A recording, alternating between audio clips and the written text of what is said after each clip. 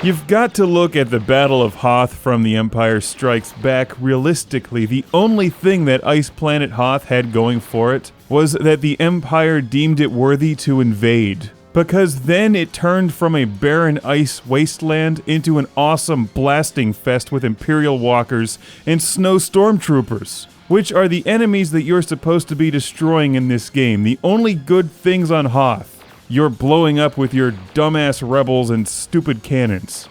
Aren't you guys listening to the intercom? The first transport is away. Get on the second one. Get out of there. It's your ticket to escape.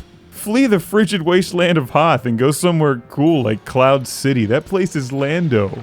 It just pains me in this game that you're shooting all of the coolest things that the Empire has.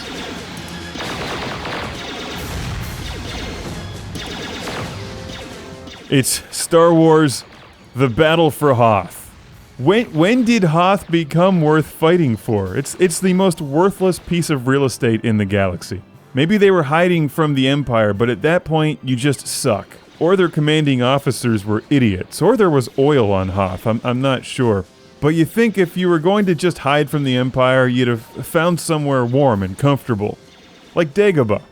If it was good enough for Yoda, it's good enough for you. Yeah, it may have been a swamp and maybe it smelled like one giant fart, but at least you could lounge around in a t-shirt and shorts instead of having to cut open tauntauns to stay warm.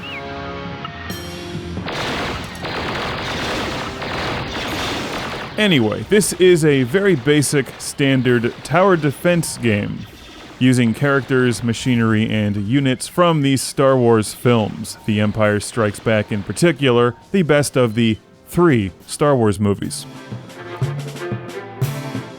There are a lot of tower defense games on the iPod, iPhone, and iPad. This is frankly not one of the better ones. And given how awesome the source material is, I can't quite understand what they did wrong, but it's just not that exciting of a game. Everything pretty much looks the same. The battles and the strategy required to win them aren't very exciting, and compared to the competition, games like Defender Chronicles and Field Runners just blow this away, even though this has the Star Wars label. It's affordable and it's not unplayable by any means, it's just so average. And if you're into these games, like I love tower defense games, if you're into these games, average won't do, given the amount of time that you can spend playing them, because they're addictive and they're fun. This one is boring. It does require strategy, and if you love Star Wars and love tower defense, you may want to give it a chance. It is super cheap. To power some of the gun turrets in the X-Wing fighter and snowspeeder defense, you have to build generators, and you can upgrade them. And, basically what it comes down to is if this did not have the Star Wars name on it, I would not have played it, and neither would anybody else. Don't let that fool you. There are much better Star Wars games. How about The Empire Strikes Back for Atari 2600, one of the all-time classics? If you're looking for tower defense, I would look elsewhere. There are much better games than this one.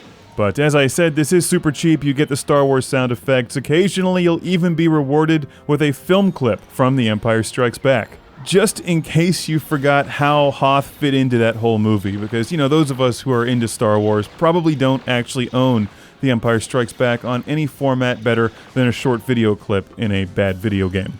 The big question to everyone listening is how many of us own Star Wars on 3 or more different video formats? I'm raising my hand, are you?